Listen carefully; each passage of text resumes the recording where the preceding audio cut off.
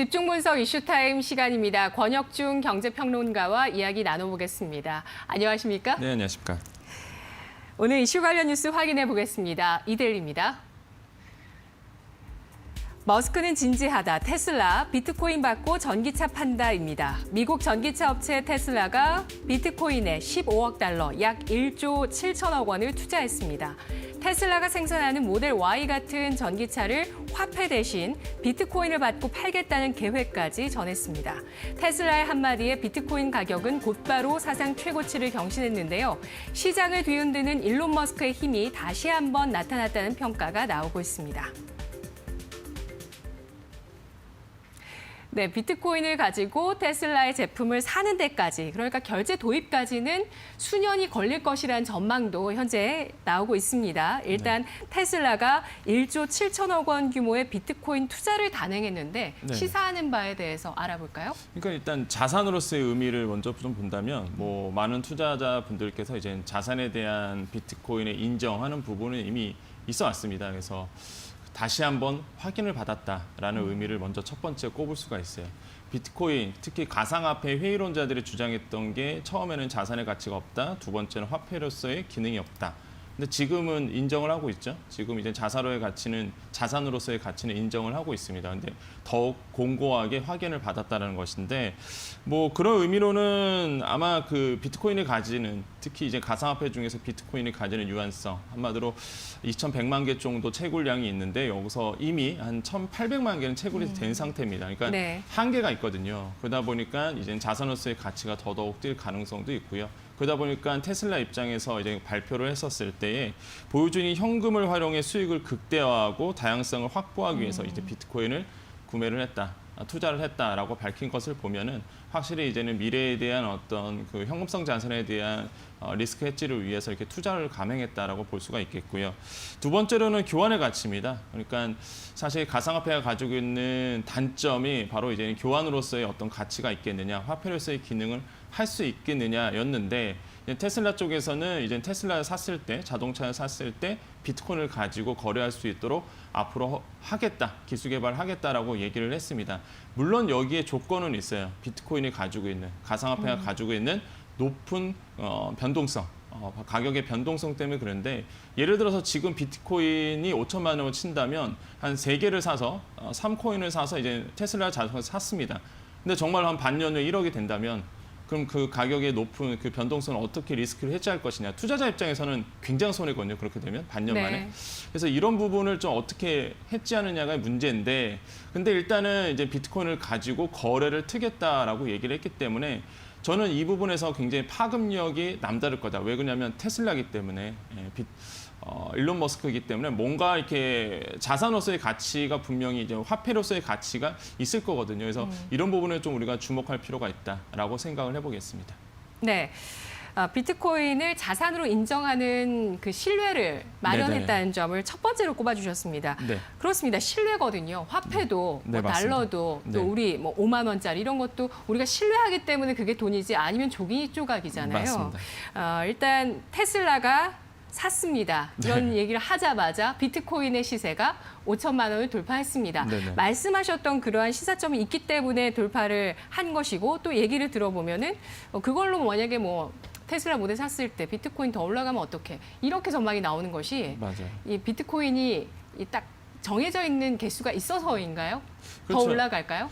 그러니까 많은 분들이 이제 과연 이제 5천만 원을 장중한 때 이제 5천만 원 돌파했고, 지금 가격을 보면 조금 이제 떨어진 상태, 한 4,900만 원 빗썸 기준입니다. 아마 4,950만 원 정도 지금 하고 있는데, 5천만 원을 돌파했다는 것에 좀 상징적인 의미가 있다라고 좀 생각을 해보겠고요.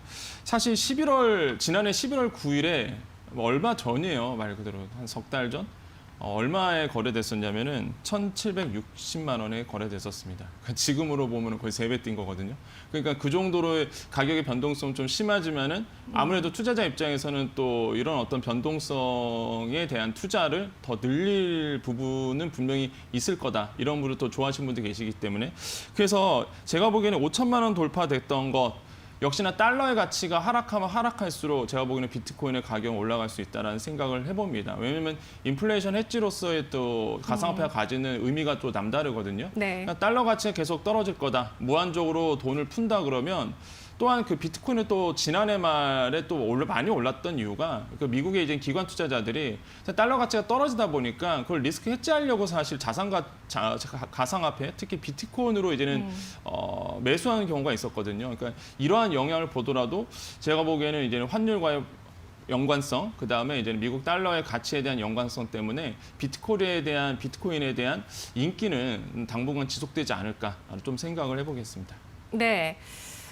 이 화폐, 기축통화라는 것이 엄청난 패권인데 네네. 이 달러의 기축통화로서의 그 지위가 흔들리고 있다는 점이 비트코인의 가격 네네. 급등을 통해서 나타나고 있다는 점 확인할 수 있습니다. 테슬라가 또 한 번 이렇게 비트코인을 끌어올렸습니다. 뭐 네. 페이팔 도입 이후에도 사실 그 2천만 원 아래에서 많이 올라갔었는데 맞아요. 다시 한번 이제 5천만 원까지 테슬라가 끌어올렸는데요.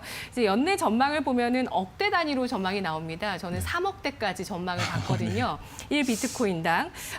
이러한 흐름이 이어질 수 있을지 또 가상화폐 관련주의 주가도 동시에 어제 급등세를 보였는데 네네. 향후 비트코인의 가격이 상승한다는 그 논리를 계속 가지고 비트코인 관련주까지 비트코인까지도 투자할 수 있을지 말씀해 주시죠. 그러니까 저는 뭐 1억 간다, 3억 간다, 뭐 그거는 사실 이제 가봐야 알 것 같고 네. 오히려 그냥 저는 비트코인과 관련된 주식에 대한 관심을 가질 필요는 있다. 왜냐하면은 앞으로의 미래의 기술이고요. 가상화폐는 이제는 뭐 이게 맞다 안 맞다의 논란이 이제 끝난 것 같습니다. 어느 정도의 뭐 알트코인 빼고요. 뭐 이런 비트코인 같은 경우에는 전 세계적으로도 인정을 이제 받은 상태다. 그래서 종지부는 이제 찍었다라고 보는데 그렇게 되면 관련된 이제 주식에 대한 주식 투자하신 분들 입장에서 개인 투자 입장에서 이제 관심을 가질 수밖에 없는 부분이다라고 본다면요. 역시나 이제 비텐트죠.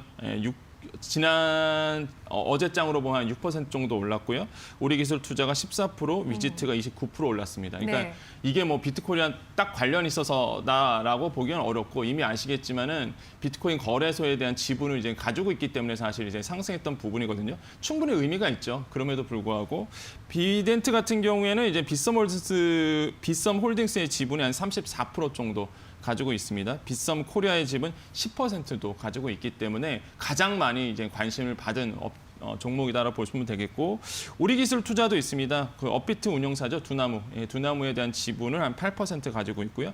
위지트 같은 경우에는 빗썸 코리아지만 8% 물론 자회사가 그렇게 가지고 있는데 그러다 보니까 이제 투자자 입장에서는 관련된 비트코인과 관련된 이런 어떤 거래소에 대한 부분 누가 많은 지분을 가지고 있느냐 이거에 대한 관심이 많았던 것 같습니다. 그래서 계속적으로 수급은 비트코인이 계속 이슈가 되면서 계속적으로 수급은 몰릴 가능성이 굉장히 크기 때문에요. 이게 관련된 기술. 그다음에 최근에는 또 이렇게 비트코인과 관련된 거는요. 역시나 네. 이제 우리나라의 PB사들입니다. 이제 PB사들이 과연 비트코인을 거래를 터주느냐.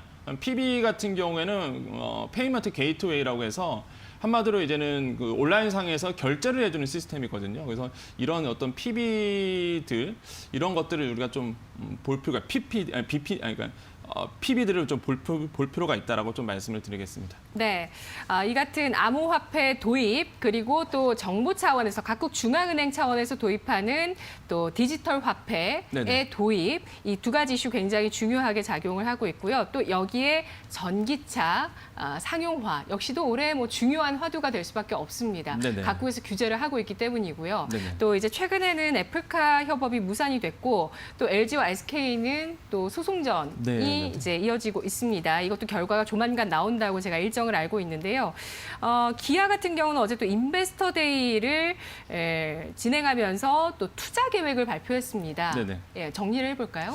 네, 그 앞서 제가 발음이 좀 꼬여갖고 PB가 아니라 PG죠. 그래서 페이먼트 PG? 게이트웨이. 예. 네. 그래서 제가 좀 다시 수정하겠습니다. 정정하겠습니다. PG.